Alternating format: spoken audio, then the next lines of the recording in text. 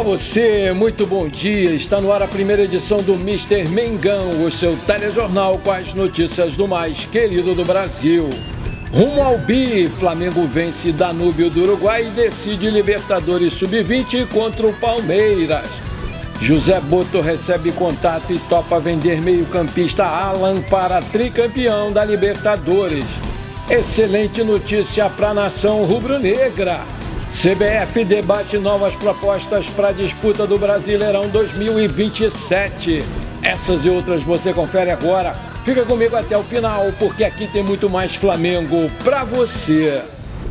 Numa partida com dois tempos bem distintos, o Flamengo se aproveitou do bom volume de jogo que teve no primeiro tempo para, com um gol do lateral direito Daniel Sales, um bonito gol por sinal, garantir a sua vaga na grande final da Libertadores Sub-20 em busca do seu bicampeonato do torneio.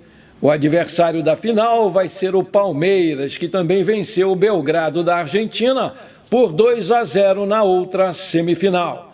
Será a primeira vez na história que dois clubes brasileiros vão decidir a competição e, naturalmente, será o terceiro título brasileiro nessa competição Libertadores Sub-20. O Flamengo foi o senhor das ações no primeiro tempo da partida contra o Danúbio. Antes do gol da vitória parcial do Mengão, marcado pelo Daniel Sales, foram pelo menos 6 grandes chances criadas pelo Flamengo e apenas uma, de Roldan, criada para os uruguaios. Após o gol, apesar do Mengão ter tirado o pé do acelerador, as melhores oportunidades ainda foram da equipe carioca, que esteve muito mais perto do segundo gol do que do próprio Danúbio empatar a partida. Se no primeiro tempo o Flamengo foi dominante, na etapa final o torcedor viu o ritmo cair drasticamente. Prova disso é que em pelo menos 3 oportunidades, o Danúbio chegou com muito, mas muito perigo à meta do goleiro Lucas Furtado, que evitou com grandes defesas que os uruguaios chegassem ao empate. Mesmo com a pressão, o rubro-negro conseguiu segurar o resultado para ir para mais uma vez da grande final da competição. O Flamengo venceu com Lucas Furtado, Daniel Sales da Mata, depois Felipe Vieira, Iago, Carbone, Ryan Lucas, João Alves, depois Gustavo, Pablo Lúcio, depois Fabiano, Guilherme, depois Joshua, Felipe Tereza e Schola. O técnico foi o Kleber dos Santos. Vale lembrar, né, pessoal, que a grande final entre Flamengo e Palmeiras vai ser no próximo domingo, com o horário ainda a ser confirmado. Agora é para valer. Com o fim da fase pré-Libertadores, os potes da fase de grupos já estão definidos. O último time a garantir a sua vaga foi o Bahia, que eliminou o Boston River do Uruguai nessa quinta-feira em Salvador. Portanto, os 32 times já estão definidos para a disputa do torneio desse ano. O sorteio da fase de grupos vai acontecer na próxima segunda-feira, dia 17 de março, na sede da Conmebol, lá em Luque, no Paraguai. O evento está programado para acontecer às 20 horas, horário de Brasília. E, de acordo com o regulamento, o Flamengo não vai poder pegar os brasileiros dos potes 2 e 3. Porém, não há restrição em relação ao Bahia, que está no pote 4 e vem de uma vitória na pré-Libertadores. Produção, coloca aí os times classificados e os seus respectivos potes. Pote 1, Botafogo, River Plate da Argentina, Palmeiras, Flamengo, Peñarol do Uruguai, Nacional do Uruguai, São Paulo, Racing da Argentina. Pote 2, Olímpia do Paraguai, LDU do Equador, Internacional, Liberdad do Paraguai, Independente del Valle do Equador, Colo-Colo do Chile, Estudiantes Argentina, Bolívar da Bolívia.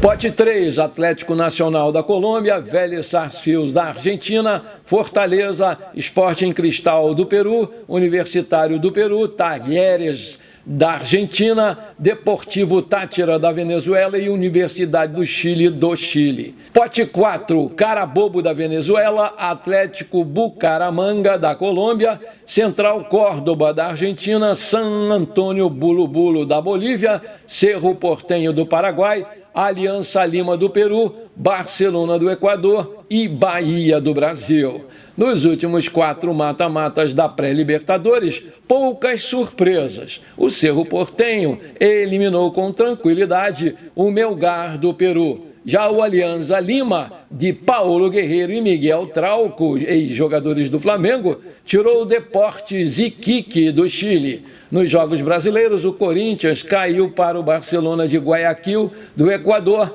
e o Bahia venceu o Boston River do Uruguai. A primeira rodada da fase de grupos da Copa Libertadores desse ano está prevista para acontecer na primeira semana de abril, nos dias 1, 2 ou 3. O adversário de estreia será definido no sorteio dessa próxima segunda-feira, além da ordem dos demais jogos da primeira fase. O Conselho Técnico da CBF se reuniu na última terça-feira para debater 2 possíveis grandes mudanças no Campeonato Brasileiro. A entidade estuda alterar o número de times rebaixados no torneio, além da quantidade limite de estrangeiros por partida. E caso sejam aprovadas essas alterações, elas só vão entrar em vigor em 2027. Inicialmente, a CBF estuda diminuir o número permitido de jogadores estrangeiros por partida. Nos últimos anos, a Confederação Brasileira de Desportos aumentou o limite de 5 para 9 jogadores e agora a entidade quer reduzir para 6 por jogo. Porém, vale ressaltar que a medida deve ser feita de forma gradativa, a fim de não prejudicar o planejamento dos clubes. Além disso, a CBF estuda promover uma segunda mudança no Campeonato Brasileiro, o número de times rebaixados. Desde 2006, 4 clubes caem de divisão a cada edição do torneio, enquanto outros 4 sobem para a Série A. Agora, a proposta da CBF é de que apenas 3 equipes sofram o rebaixamento no Brasileirão por ano.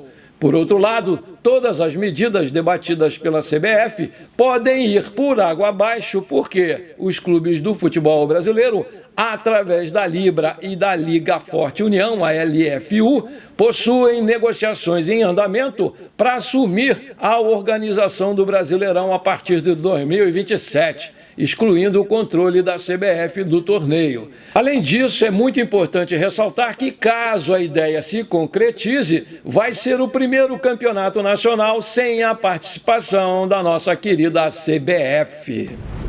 Maravilha! Se você está curtindo esse nosso programa, então não esquece, por favor, me ajuda aí. Manda brasa agora no like para fortalecer o nosso canal. Se você ainda não é inscrito, bora lá, me dá esse prazer. Aperta o botão inscrever-se, aperta o sininho ali e pronto, simples assim. E se você quiser compartilhar esse programa com seus amigos e parentes flamenguistas, eu vou ficar muito feliz. Muito obrigado! Como todos sabem, desde a última segunda-feira, dia 10 de março, até o dia 11 de abril, está aberta uma janela de transferências interna do futebol brasileiro, E por isso, jogadores que atuaram nos campeonatos estaduais podem sim ser negociados.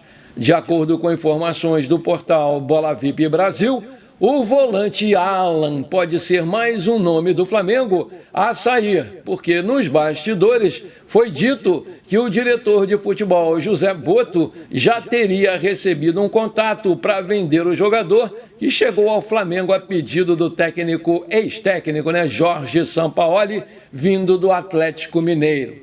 O Grêmio estaria interessado nele e o Boto vê com bons olhos a possibilidade de vendê-lo para o time de Porto Alegre a fim de repor parte do valor usado na sua compra, que foi de 48 milhões de reais. Lógico que vão ter garantias bancárias ou pagamento à vista, porque essa é a nova política do Flamengo.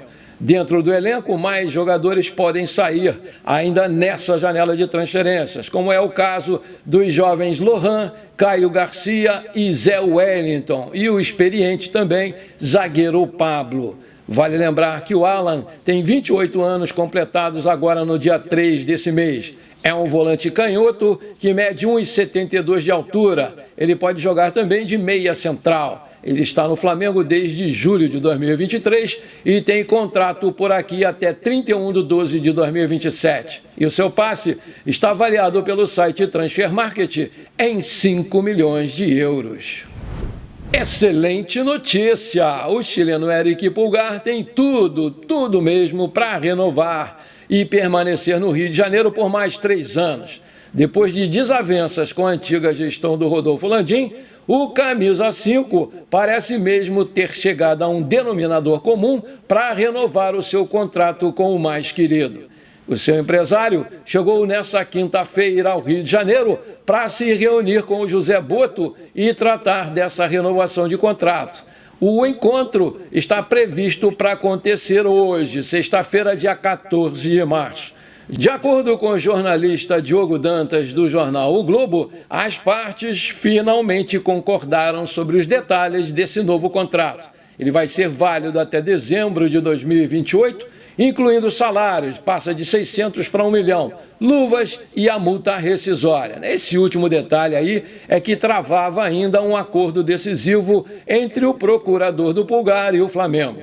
Ao portal Coluna do Fla, uma fonte interna do Mengão confirmou a evolução desse processo de renovação do Éric Pulgar e projetou, aspas, até amanhã à tarde, que é hoje, deve estar tudo certo e assinado, fecha aspas.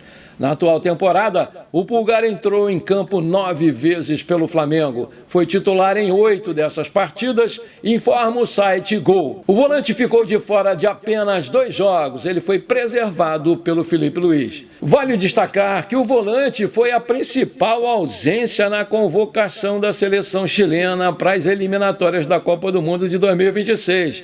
O técnico Ricardo Gareca decidiu não incluir o volante do Flamengo, gerando uma grande surpresa no Chile. Destacou a convocação e enfatizou a ausência do Pulgar, especialmente depois das recentes declarações do Felipe Luiz. No início deste mês, o treinador do Mengão afirmou que o Pulgar tinha condições de ser titular na seleção brasileira. Aí eu te pergunto, você concorda com essa afirmação do Felipe Luiz de que o Pulgar poderia ser titular na nossa seleção? Coloca aí! Antes de terminar esse nosso programa, eu quero mandar os parabéns para a nora do meu querido amigo Tony Brito, a pastora Jéssica Aparecida Gomes de Brito. Ela está fazendo hoje 30 anos, uma menina. E também está fazendo seu filhinho, Benício Araújo Brito, 2 aninhos, que maravilha! Parabéns, Jéssica. Parabéns, Benício. Muita saúde, muitos anos de vida.